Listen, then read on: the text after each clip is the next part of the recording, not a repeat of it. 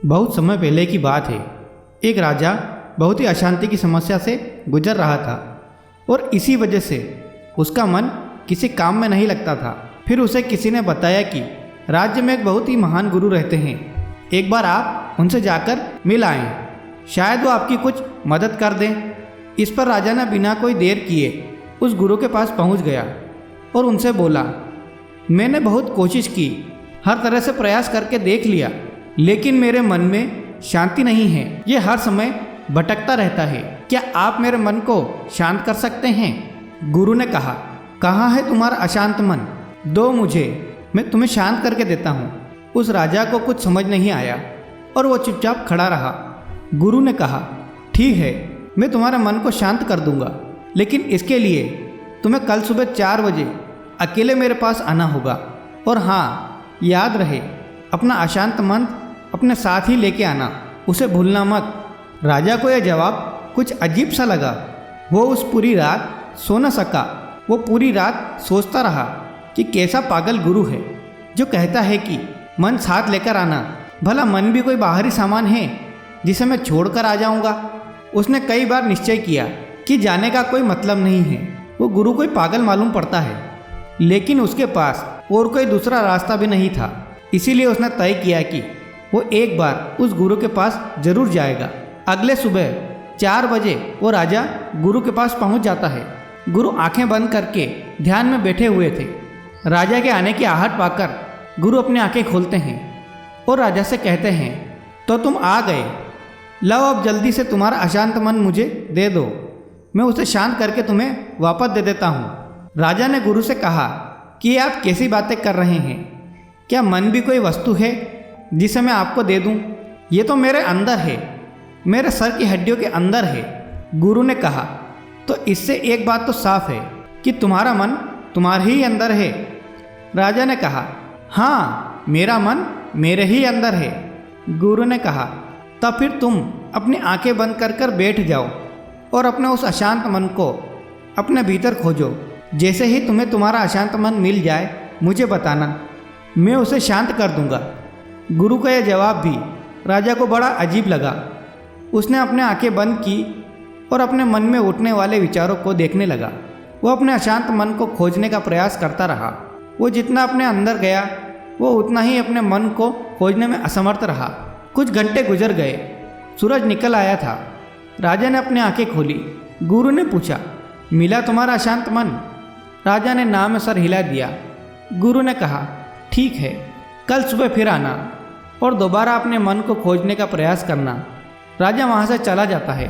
अगली सुबह 4 बजे फिर राजा गुरु के पास आता है। गुरु दोबारा से राजा को अपनी आंखें बंद कर कर बैठ जाने को कहता है। राजा दोबारा अपनी आंखें बंद करके अपने भीतर के शांत मन को खोजने का प्रयास करता है। वो जितना अपने अंदर डूबता चला जाता है वो उतना ही अपने मन और विचारों से दूर होता जाता है। आज राजा को बैठे बैठे दोपहर हो गई। अब उसने अपनी आंखें खोली और फिर गुरु ने पूछा, मिला तुम्हारा अशांत मन? राजा ने फिर से नाम में सर हिला दिया। अगले दिन फिर सम्राट सुबह 4 बजे गुरु के पास आता है और बैठकर अपने अशांत मन को खोजने का प्रयास करता है। आज राजा को बैठे बैठे शाम हो जाती है। जाते वक्त गुरु ने फिर पूछा, मिला तुम्हारा अशांत मन? राजा ने फिर से नाम में सर हिला दिया। गुरु ने कहा, ठीक है, कल सुबह फिर आना। अगले दिन राजा सुबह 3 बजे ही आ जाता है और बैठकर अशांत मन को भीतर खोजने लगता है। पूरा दिन गुजर जाता है, पूरी रात गुजर जाती है, लेकिन राजा अपने आंखें बंद किए अपने अशांत मन को खोजता रहता है। गुरु भी राजा के पास ही बैठ जाता है। वो जितना अपने अंदर उतरता गया वो उतना ही अपने अशांत मन को खोजने में असमर्थ रहा। वो समझ चुका था कि अंदर मन जैसा कुछ भी नहीं है। ये तो केवल विचारों का एक समूह है जिसे हम मन कहते हैं। अगर विचार है तो मन है, अगर विचार नहीं तो मन भी नहीं। जब अंदर मन जैसा कुछ है ही नहीं तो इसके साथ कुछ किया भी कैसे जा सकता है?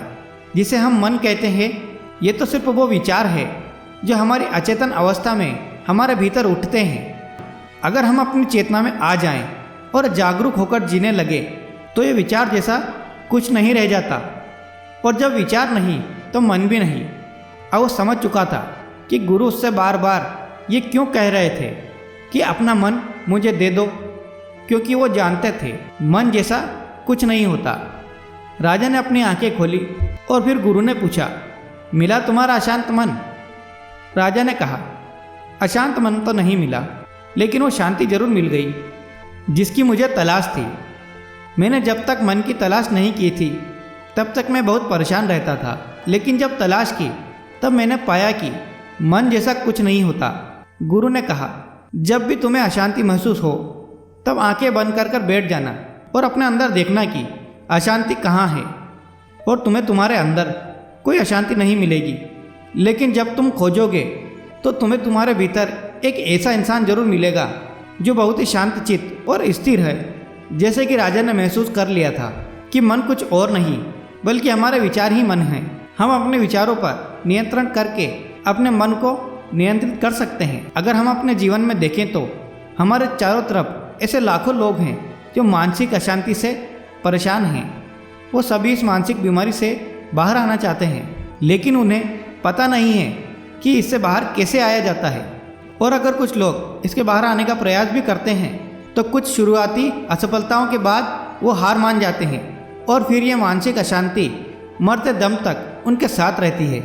कई बार कुछ मानसिक विचार शारीरिक दर्द से भी ज़्यादा दर्दनाक होते हैं और ये इंसान का जीवन बहुत दर्दनाक बना देते हैं। लोग इस मानसिक अशांति से गुजरते हैं क्योंकि वो कभी भी अपने शांत मन को खोजने का प्रयास नहीं करते। वो कभी भी अपने भीतर झांकने का प्रयास नहीं करते कि असल में इस मानसिक अशांति का कारण क्या है। जैसे कि हमने कहानी में देखा कि मन जैसी कोई चीज़ हमारे अंदर नहीं होती। असल में मन हमारे अंदर उठ रहे विचारों का समूह है, क्योंकि हम अचेतन तरीके से बस कुछ भी सोचे जा रहे हैं। कभी बीते हुए कल के बारे में सोचते हैं तो कभी आने वाले कल के बारे में। इन विचारों की भागा दौड़ी में हम ये भूल ही चुके हैं कि जीवन ना तो भूतकाल में है और ना ही भविष्यकाल में। जीवन तो आज में है, इसी पल में है, जिसे हमने जीना ही छोड़ दिया है।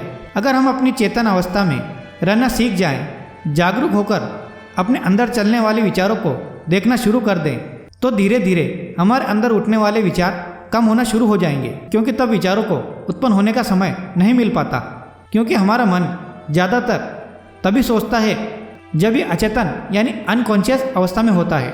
इसीलिए जैसे जैसे हमारी जागरूकता यानी अवेयरनेस बढ़ती जाती है, हमारे विचारों की उड़ने की तीव्रता कम होती जाती है। और जब हम विचार शून्य हो जाते हैं तो हमारा मन गायब हो जाता है, और यह हमारे लिए मुसीबत नहीं बल्कि खुशी और शांति का स्रोत बन जाता है। इसीलिए अब से जब भी आप अपने जीवन में अशांति या किसी प्रकार का दुख महसूस करें तो चुपचाप आंखें बंद करके बैठ जाएं और अपने अंदर उठने वाले विचारों को देखना शुरू कर दें। इन उठते हुए विचारों को रोकने की कोशिश न करें, बस इन्हें आने और जाने दें। आप इन्हें ऐसे देखें जैसे कि आप किसी रोड के किनारे खड़े हुए हो और आती जाती गाड़ियों को देख रहे हो। गाड़ियाँ आती है और जाती है, ऐसे ही विचार आएंगे और जाएंगे। आपको बस इन्हें देखना है।